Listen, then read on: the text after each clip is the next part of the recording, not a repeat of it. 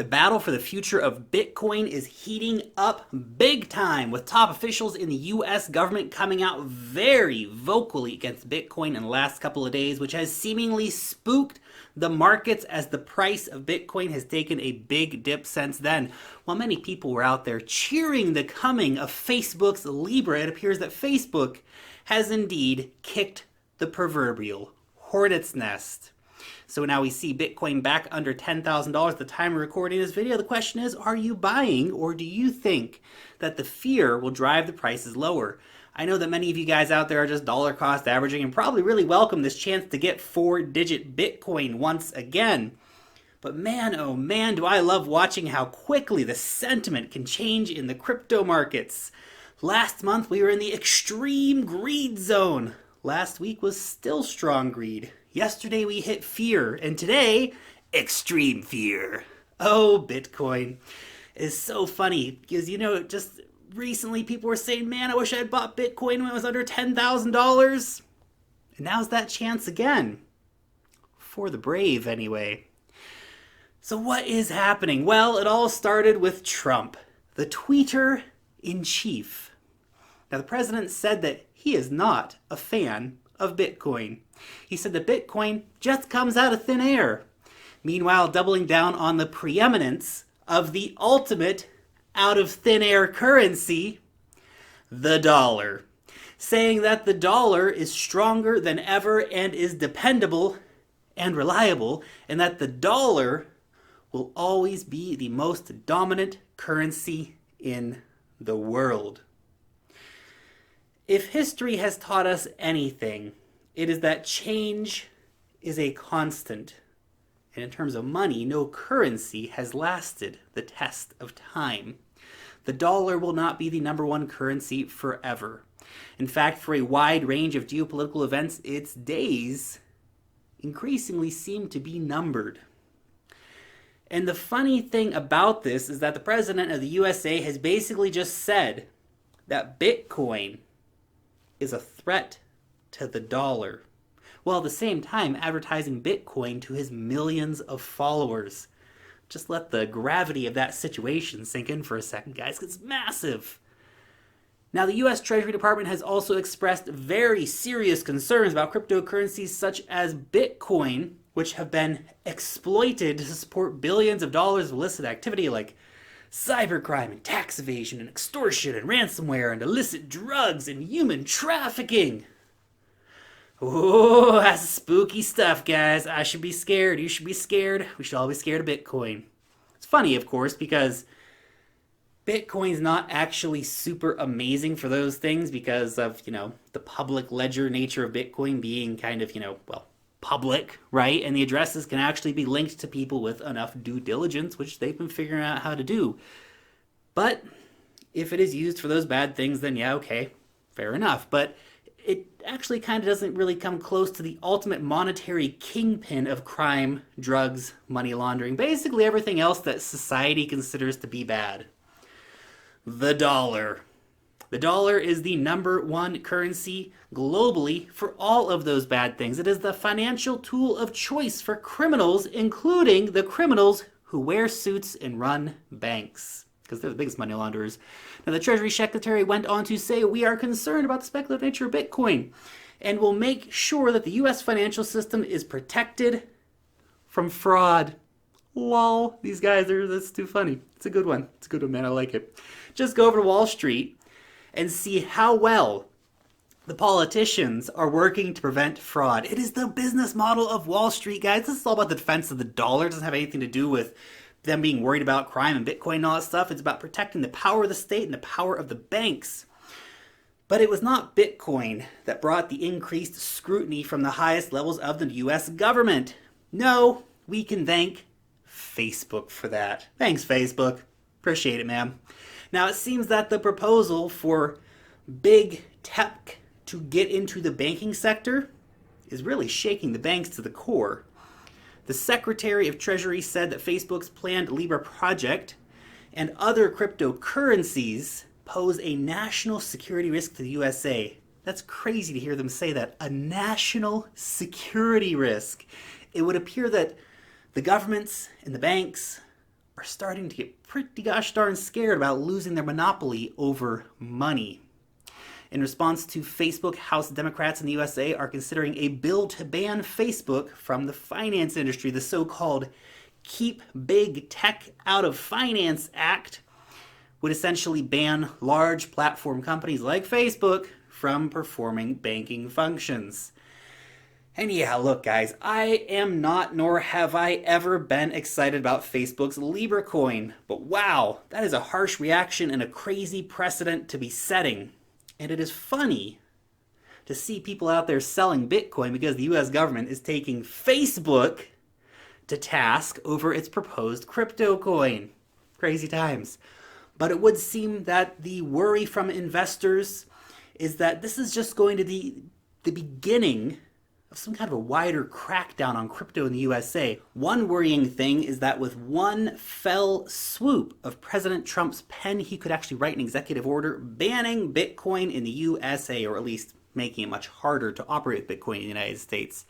Now look, that might be very, very unlikely, but such a thing is not actually without precedent. President Roosevelt back in the 30s banned the hoarding of gold with an executive order, deriving his authority to do that from the Trading with the Enemy Act, meaning that Trump could plausibly find a valid reason to ban dealing in Bitcoin, especially if we see countries like Iran increasingly driven into the hands of Bitcoin. Then yeah, it does become a possibility, however remote it might sound, because countries like Iran using Bitcoin to circumvent US sanctions would be a good reason to crack down on crypto because the bad guys are using it.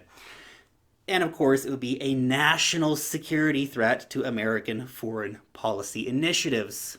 Would it stand up in the courts? No, it probably wouldn't. But the short-term damage from such a thing could be immense. However, neither the President of the United States nor anyone else can actually stop Bitcoin. They can try to ban it, but what does that actually mean? It would mean, okay, you shut down U.S. exchanges, make it harder for American citizens to get it. You forbid banks from dealing with it. You declare ownership and retail use of Bitcoin illegal. It won't stop the black markets, though. Maybe you can pressure allies into banning Bitcoin, at least the fiat on and off ramps, or you'll be sanctioned by the USA, like they've threatened to do with Japan and others recently for trading oil with Iran. Any of these things and 100 different more could all come into it. But there's a lot of moving parts here, guys. And one factor I want to discuss is the XRP factor. Now, Ripple is an American company which largely controls the supply of XRP onto the markets. Ripple is pro-bank. Ripple is pro-regulation. Hell, Ripple wants to be a ball player more than anything. Ripple, remember, they bought Bill Clinton and they bought Ben Bernanke to come and speak at their conference. I mean, that is some insider baseball right there, guys. And Ripple has lots of connections with companies or organizations like the IMF, for example, which of course is a US-led financial organization with global reach. Rumors have also been floating around that the White House is actually pro-XRP and anti-Bitcoin because of China. The China factor, guys. Trump, of course, is very anti-China, which should be a worry because China controls a large percentage of the mining of Bitcoin. The biggest front on the global trade war, of course, has been between China and the United States. Could this somehow extend out to Bitcoin?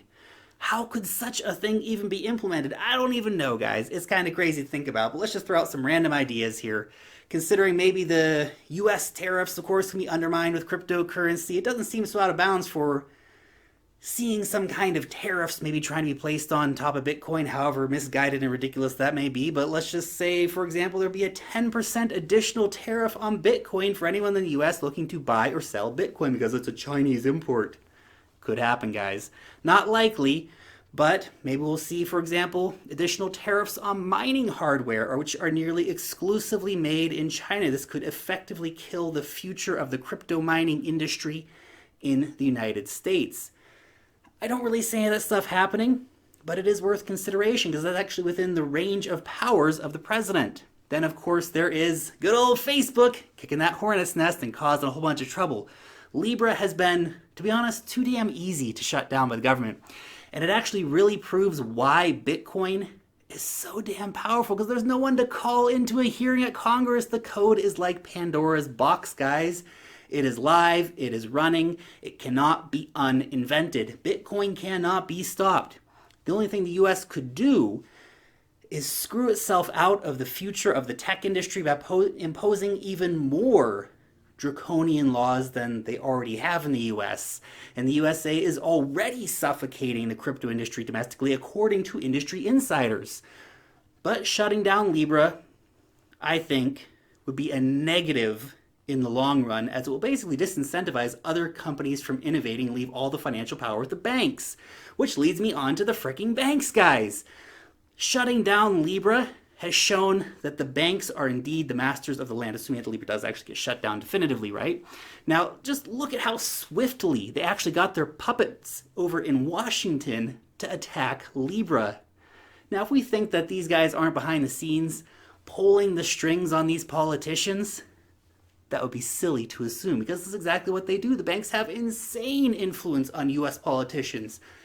Look no farther than the time that Citibank chose Obama's first cabinet. They literally told him who to put in before he was elected. We can thank WikiLeaks for that fun revelation. Things won't have changed very much, guys. But if all this does happen, man, there could be a lot of pain for the industry if this continues to heat up. But long term, I actually see this as being wildly bullish for Bitcoin. It reminds me of that old saying, first they ignore you, then they laugh at you, then they fight you, and then you win. Well, guys, welcome to step number 3, the fighting stage. But Bitcoin has literally never been stronger. Bitcoin is ready for this. The network is at record highs for security. The volume for crypto globally is massive and growing all the time. The roads and the rails and the wallets and all this stuff more extensive than ever. And the fundamentals of Bitcoin being sound money and censorship resistant money have not changed. Fun fact for you guys, by the way, since Trump took office, Bitcoin is up nearly 1,200%. The dollar index is down around 4%. But guys, this is not actually about Trump. It is about the deep state. It's about the banks who are actually calling the shots. Whatever bobblehead sits in the White House, it's actually kind of irrelevant, guys. The results end up being whatever the banks have paid for the results to be, because they have largely bought the entire political class. It reminds me of a study from Princeton a few years back that showed that the US has kind of become an oligarchy because very little legislation that actually gets passed in the United States goes against the interests of the elites. It always works in their favor, which actually just feeds into a wider narrative of, global competition for power and domination by the elites, which is why we see the countries which find themselves on the fringes like Iran exploring their own cryptocurrency-related options, which may in some part have something to do with new announcements from US politicians about Bitcoin and cryptocurrencies and Libra, of course, as well. And please, guys, I know we're getting a bit political in this video here, but Bitcoin is inherently political. And please remember, I love everyone in the US, guys. This video is not meant as some kind of a challenge against your identity or any of that crap. Please realize that you have about as much in common with the bankers and the elites who have hijacked your government as you do with, I don't know, a rattlesnake or a platypus, guys. It's that they're that far removed from us. Now, there's actually a new study from the Foundation for Defense of Democracies, which claims cryptocurrencies are being used by U.S. adversaries to circumvent the nation's geopolitical supremacy. Well, no shirt, Sherlock. Where you guys been for the last couple of years? Living under a rock. We need a report for that. Anyway, but the dollar has been a powerful weapon for the U.S., but in the same way that the dollar has been turned into a weapon, cryptocurrency is also becoming weaponized, or perhaps better said, cryptocurrency is the antidote to the poison of the global fiat banking cartel matrix crazy system. Funny, of course, that this report was published the same day that Trump attacked Bitcoin on Twitter. The report focuses on Venezuela, China, Iran, and Russia, the 4 countries that are either subject to or most at risk of U.S. sanctions. Iran will soon be launching its own gold-backed cryptocurrency. Of course, funny that Iran is moving towards some kind of a gold standard, or at least exploring the possibility of it. The acting head of Iran's trade promotion organization has also claimed that Iran is negotiating the use of cryptocurrency with trading partners Austria, Bosnia, Britain, France, Germany, Russia, South Africa, and Switzerland in order to circumvent US-led sanctions. Look, this isn't a promotion of any of those countries or any country's policies. This is about the money of the future, about the finance of the future, the financial system of the future, which cannot be ruled from one capital in one country. Now, we can see all this in addition to things like Instex, which is basically Europe's challenge to the US-dominated SWIFT network. Alternate financial poles are rising up all over the place, guys. The dominance of the dollar is slowly waning, but I don't want to see the dollar replaced by the euro or the yuan or any of that stuff, because that's, again, just replacing one master for another. And, of course, you got Russia and China. They're buying up insane amounts of gold at the moment, too, because I think a lot of countries are starting to look around and go, man, this fiat game? This is a rigged system, man. I don't want to play this anymore. We have Russia, which is exploring gold-backed cryptocurrencies. In fact, Russia has multiple pilots under development at the moment to explore the use of cryptocurrencies. The sanctions regime, guys, is not working. The global dominated financial order is not working.